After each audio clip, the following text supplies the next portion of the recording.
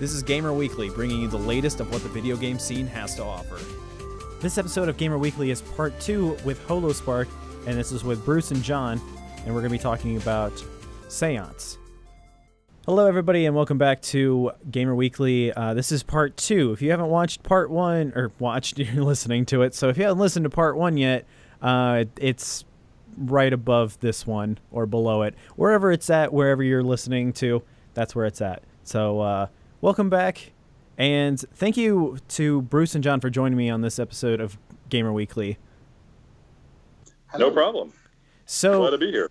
So this is different than what is usually brought up on Gamer Weekly. We usually talk about games, but this one isn't a game, but it's not a movie. It's kind of a mixture of the two, and it's a game called, should I call it a movie? It's a movie. Like right now the convention is sort of, there are VR games and there are VR experiences, and I guess it's an experience. So this experience is called Seance, the Unquiet. Mwahaha. What is it? So, like you said, it's not really either of those things. It's somewhere in between. And if we were to say, like, picture a product called Seance Simulator. You kind of have an idea in your head of, like, what that might be, what kind of 3D product that might be. And if we said, all right, so we're sort of doing Seance Simulator where you're around a table with CG characters and you're doing a seance and spooky stuff is happening. But there's an opportunity there for, like, a drama to unfold because you're sitting around a table with 3 other characters. So, and spooky stuff's going on. And so we're sort of this mashup between those two ideas, right?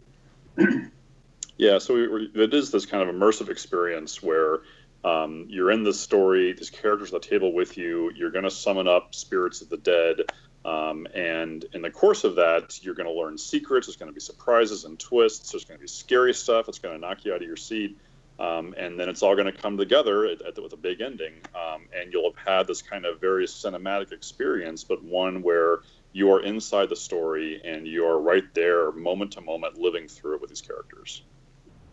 So what made you guys want to do it as, like, an interactive movie experience instead of doing it as, like, a game? Well, we come from games. Like, Bruce and I have each worked in video games for many, many years.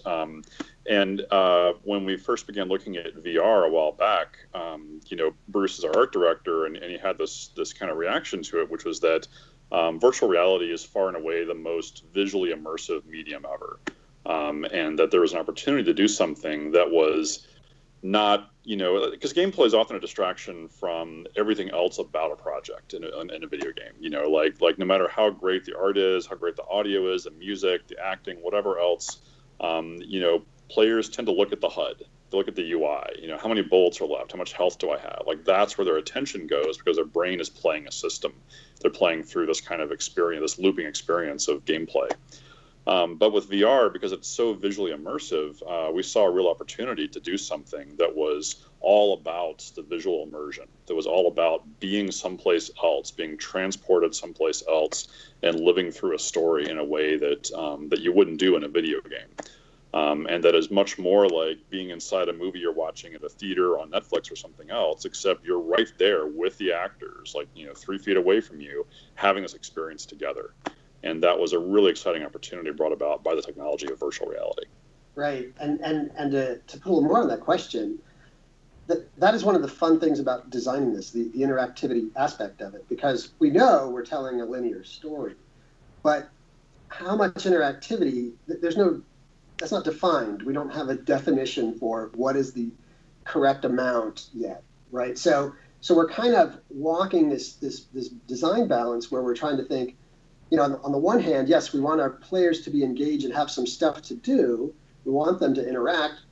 And yet we don't want to do what John was sort of talking about, where it's like you're so busy playing tic-tac-toe on the table in front of you that you're not watching the seance, right? Like, so finding that balance is a fun challenge that is part of this exploration. So did you guys do like a mocap thing where you had actors in like a room and you did like motion capture for them and kind of set the scene that way, or was it all done within like the game engine, like putting it on the computer and stuff? Yeah, so we did use motion capture for this. So we set up a whole motion capture suite, very kind of Hollywood style, like Gollum in Lord of the Rings or something, where we could get not just the body and all the physical movements, but also the face, like every detail, every nuance of the facial expressions and the speaking, the lip sync, and so forth. Because ultimately we wanted to be able to take actors, good actors, put them in a scene together with all this gear and so forth, and have them deliver real performances, really, emotionally powerful performances. Because one thing you tell in VR when you begin to try out some of the early VR games and so forth that have been out there this past year, is that, a typical video game character, animated on screen when they're trying to do like a cutscene or something, it looks fine in a video game, but you put that same thing into virtual reality and you just see like how painfully primitive it is, because they just have this kind of puppet quality where they don't move naturally. Their face is very, kind of minimally animated. It's pretty striking, and we've seen a lot like that in VR so far. That's a really good point John brought up, which is, the way you evaluate this stuff changes with this medium, because on screen the characters are small, and actually I remember way back when I started in games, and actually mocap was new to the industry, and people were trying to put in their games, and what they found was the movement, the reality movement when scaled down and put into a game was way too slow, because we're used to being able to move around very quickly in games. It feels natural to us, but actually the characters are super accelerated in there. So when you put them in VR and they scale them up to our scale, they just all feel very, very differently. And we're so critical of human movement, not just the way people look, but the way that they move and the weight that their bodies have in gravity like this. And, so, we've had to can take that all into consideration, and having mocap and doing it that way has been really great. So what was the inspiration behind Seance? Was this something that because usually for anything that is anything that's horror related, it's always been something that has been like a deep rooted fear amongst like the person that created it. So do you guys have a fear of ghosts or of the unknown?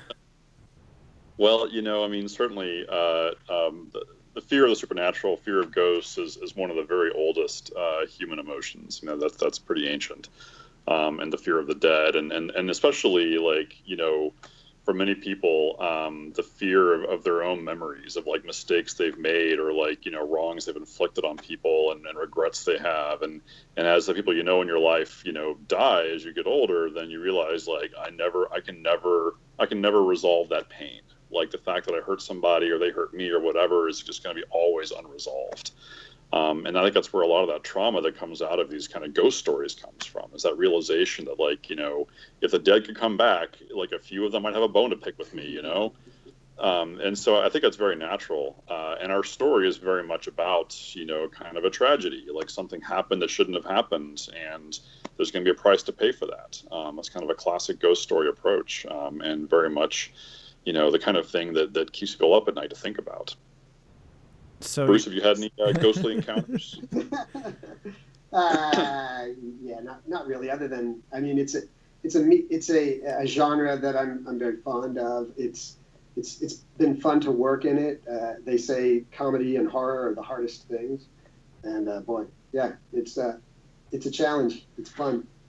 Yeah, I've always loved horror movies, and there's some really great kind of classic ghost story movies out there, like The Haunting and others that do a lot with mood and atmosphere, but also like music and sound design. Like horror movies are historically a real place for audio to really shine, because you can build a lot of tension and mood. And I've been in movie theaters when seeing a scary movie, when if you can like take yourself out of the movie for a minute and just kind of be conscious of the people in the crowd in the theater, you realize oh my god, everyone is totally on edge right now. And you can notice it if you pay attention to it, because they all stop moving, they stop clearing their throat, they stop like shuffling and making a little noise, like just get silent and still. And then when the scare is over and they kind of get released from that intense, scene, you'll suddenly hear this epidemic of people like clearing their throats and coughing and blowing their nose and so forth, or moving in their seats or whatever, because now they've been released from that tension. It's really powerful. In an audience like that in a theater, you can really tell if you watch. It's impressive to see. So it's fun to be working in that genre and to be making something that's going to be an extremely tailored, very intimate experience for one person in a headset in a completely different environment and setting and characters than what's in their daily life.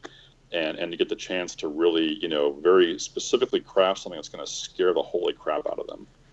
Yeah, because like he was saying before, like comedy and horror are definitely, it's hard to gauge what exactly is funny to somebody, what's scary to somebody. Because like we were saying with the immersion of a lot of horror movies, especially like if it's a really good one, like think like The Thing, where it's disturbing and you're just like glued to it the whole time because it's so well done. And then I went to go see a movie, it was Rings, which is like the third Ring movie, and it was so terrible, but it's funny because like the movie was so bad that it was still funny to watch. Like the whole time you're like, why is it so, like it's really like how do you find that balance of like it's scary, but it's not to the point where you're like, all right, this is getting kind of ridiculous.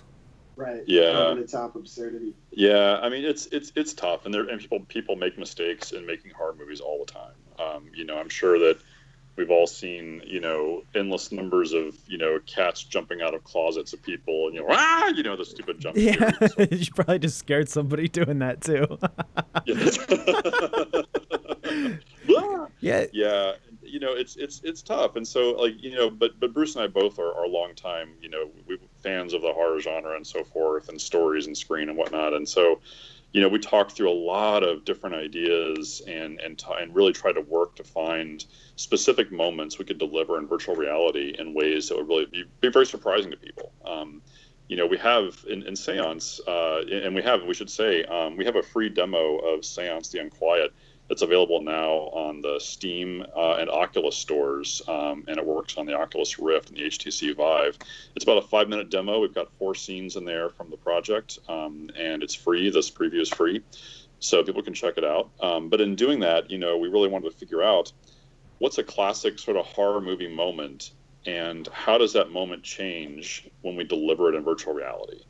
And that was a real challenge, a really interesting one, because in a movie, like, things are a very fixed duration, like it's going to take you 2.5 seconds for this character to walk across the screen, being chased by a ghost or whatever. Everything can be aligned to that timeline. The music, the sound design, the camera movements, the lighting can all be crafted to perfectly express that particular span of time.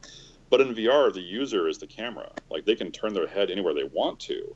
And if the ghost is on your left and you're looking to your right, like, you're not seeing the ghost, and we can't make you look at the ghost.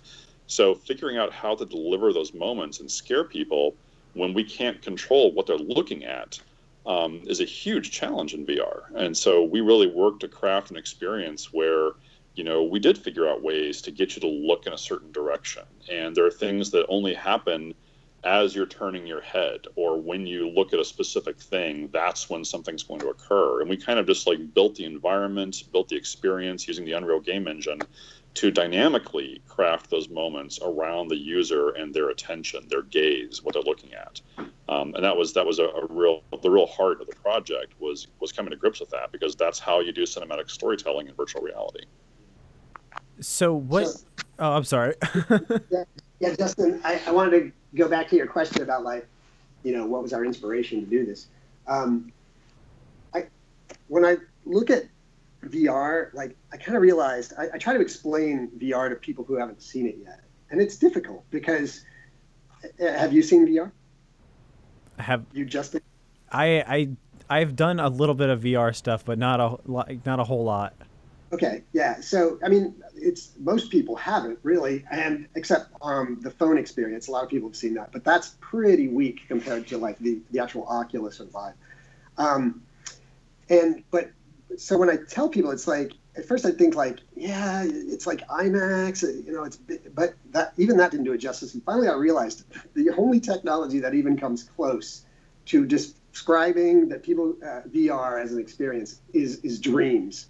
It's very much like a dream, because you're in a space that you're not really in. There's imagery happening, there's audio happening, there's characters, there's stuff going on. It's beyond your control, but none of it's really there. You're really just in a room, and or in the case of dreams, in your bed. But we wanted to do projects that kind of resonate with that idea, and horror is a great one, right? I mean, nightmares are a form of dream. And our first product was actually called the Impossible Travel Agency. It's a VR project that's out there also on Steam and the Oculus Store. And it's very much a sort of a surreal, sort of Roger Dean, if you know that artist who did all the Yes album covers way back in the 60s. Like kind of an experience where you really feel the sort of surrealistic aspect of it all. And we're trying to bring that as a flavor into everything that we do, because we think it just resonates really well. Yeah, because the first time that I really did anything that was like VR, you brought up the phone thing. Yeah. Because I have a Galaxy S7. That's not a product placement. I'm just saying what I have.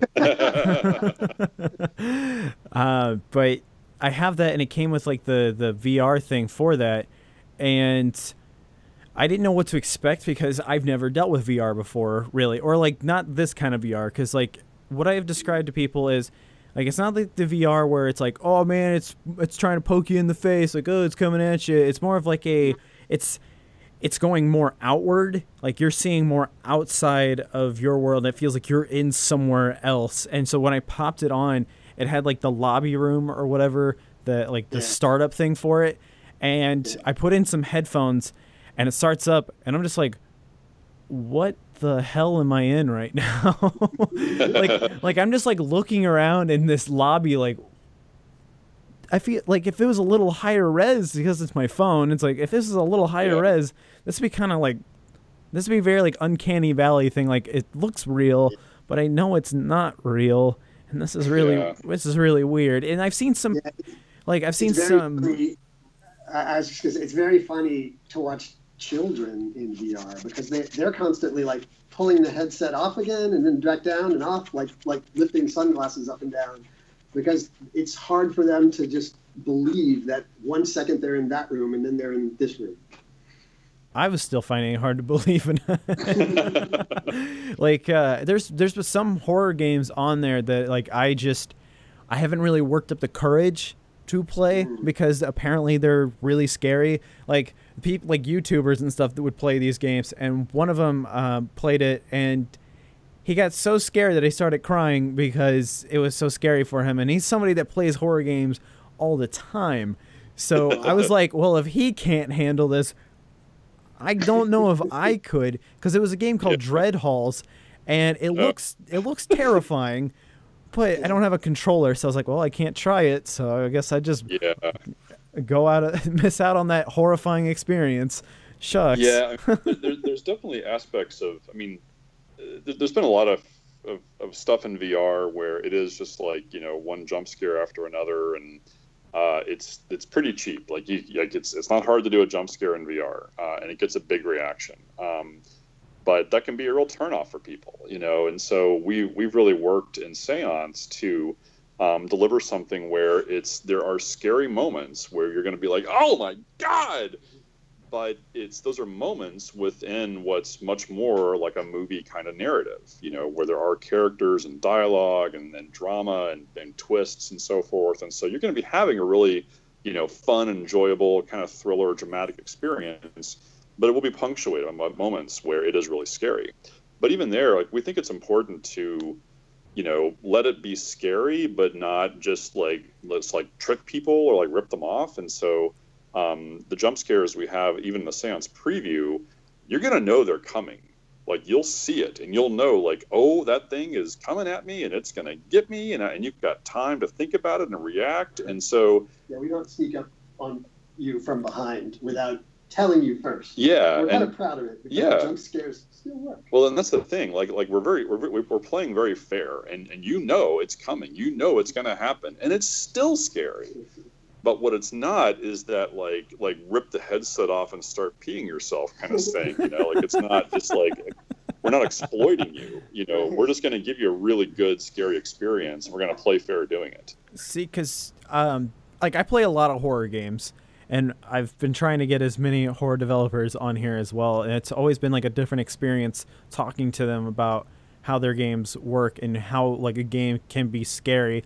And there are some games that I feel like just nail it so well, or like PT, even though the game didn't actually ever come out, it's like what they were trying, what they were going for was really well done, because like it didn't, like you were saying, like it doesn't do the jump scares, but it still like surprises you. Like there was one scene I remember from it where you're looking up and there's this person just looking at you the whole time, but they don't really give you like a cue for it. They're not like, there's not like some weird violin thing that's going to be like, coming to get you. It's like, it's very subtle. Like you would look up and they're there and they're just staring at you the whole time. And I was like, that was the most terrifying thing I had ever seen. It's kind of like there was also like Condemned for the Xbox 360, which now looks like garbage, but at the time, like just like it didn't jump scare you. It was just like you would think that there was nobody there, and then there would be somebody just standing there, and you would get no cue to it whatsoever. And you're like, you see them and they see you, and you can see them breathing. Then you're like, all right, here we go. I'm gonna probably die. And then and then there are games that are like, not to dog on this company. I'm sure they're great people. I played a game called Layers of Fear where it had a great atmosphere to it, but there were so many jump scares. It got to the point where it was like, okay, I get it. You're trying to scare me, but it's not working. Like one point, you open a door and there's a painting there. It's like, really? That? Okay. Yeah. Moderation is important, you know, and I always tell my students in my art classes, like, you know, there's nothing like getting your pure white paint and putting that little highlight ding, you know, in the left eye, and then ding in the right eye, and you're like, wow, that looks so good. And you put another one on the nose, ding, and that looks good too. And then you think, I'm going to put these everywhere, ding, ding, ding, ding, ding, ding, ding, and then it just loses all its power, right? Yeah, Same idea. Yeah, we played a lot of horror games early on in this project just to kind of see what all is out there and what we're doing that's interesting, and it's tough, you know, because in video games, you know, you often end up being so fixated on the gameplay, on the controls and the timing of your attacks and whatever else you're doing, that it can, like, you can have intensity, but it's difficult to have scares that are not just jump scares. It's difficult. It's hard to kind of build tension over time while still having gameplay going on in parallel. And I think that's a real challenge. Like a lot of developers have struggled with, and it's tough. You know, like, I mean, I've played plenty of Resident Evil, and you know, like there are jump scares that get you, and I can feel tension because there's lots of enemies, and I'm up against the wall, and things are not going well. But they're not building tension through narrative and through character and through reactions. Like seeing someone on screen who is frightened has a real palpable impact on you, because your brain is like, that person's terrified, maybe I should be terrified too. You know, like it really gets you. But video game horror projects, you know, tend towards more of like, there's intensity from like conflict and like, you know, enemies and so forth. And there's like gross outs, and there's, you know, axe murders and guts and so forth. And there's jump scares, but there's few titles, and PT is a good example, where they can unnerve you and disturb you without blowing it by keeping you too busy with gameplay the whole time. That pesky gameplay. Yeah, exactly. The true horror. Yeah. Well, that's the thing, right? I mean, no one goes to see a horror movie in the theater and has like a gamepad in their hand, like they're mashing the button, like run faster, you know, like it's, you know, you just get to suspend your sense of identity really and just kind of empathize with the characters and connect with them. And that's why it affects you emotionally and even physiologically, and then get your heart rate going and all that kind of good stuff, because, you know, you kind of lose yourself in a good movie and you just become part of it. And that's like a really good movie can do that, or someone who's very susceptible or empathetic can do that. But in VR, it happens to everyone. Like, everyone puts the headset on and they have complete empathy with what's going on and complete immersion, and they're having this very isolating and kind of intimate experience with whatever the story or the gameplay is, and it's really powerful. What you were saying with the gamepad and hand thing, it kind of reminded me of Final Destination 3, where the roller coaster was cursed or something. I don't really remember what the whole point of Final Destination was, but I remember the DVD had a choose your own adventure thing, and my goal was to make sure that everybody died because all the characters were terrible. Because like they're just so like, I'm a teenager and I'm so pesky, I just need to die off. It's like, why do you even make these characters? So but yeah, no, I could just imagine going to a theater and then like you're waiting for that last person to hit the button too, and you're like, who's not participating, and you just see like an old lady just like, I don't know where the buttons are at. Right. Yeah, well, as Bruce often says, like, no one goes to a play expecting to yell out from the audience, like, turn left, go forward, or whatever, right? Like, that's not how you do things, and that's not how entertainment works. And so having the conventions of gameplay try to also deliver a narrative is really hard. It's really challenging. And that's why games tend to go between, here's some gameplay, and now here's a cutscene, and here's some gameplay, and now here's a cutscene. And it's because doing both simultaneously is very difficult and really kind of against the grain of the medium. Yeah. So we're trying with Seance to do something that feels like it does belong in virtual reality, where it is more about you being immersed in this other world, in this other situation, without kind of distracting you, frankly, by giving you a gamepad and having to push buttons. And being scared the whole time. Yeah, totally. So the Seance is from the press release, it said that it's going to be approximately about 20 minutes. Yeah, I wrote that. Because so that's in progress now. It'll be coming out later this year. And so as kind of a preview to get people excited and give you a taste of where we're going, we've put out this free demo on Oculus and Steam that we'll introduce you to one of the characters. You'll get learn about the setting a bit, and you're going to have some really spooky good times. Well, I'm looking forward to it. I don't have an Oculus or a Vive yet because I have no space for it yet. But when I do get it, I will definitely be checking out Seance. And anybody out there that does have any virtual reality headsets, go check out Seance. It comes out later this year, but the preview is available for free right now. So go check out the preview and then put it on your wish list on Steam, and it will notify you when the actual movie experience interactive media thing it shows up. Yeah, totally. We really do need new nomenclature here. Yeah, it's a VR movie, VRV, or I don't know. We'll figure it out. It's a walking simulator, but you're sitting a sitting simulator. It's a sitting simulator. There you go. And then we're gonna get too meta with it, and they're just gonna be a virtual reality game where you're just sitting the whole time. And you're like, totally waiting for something.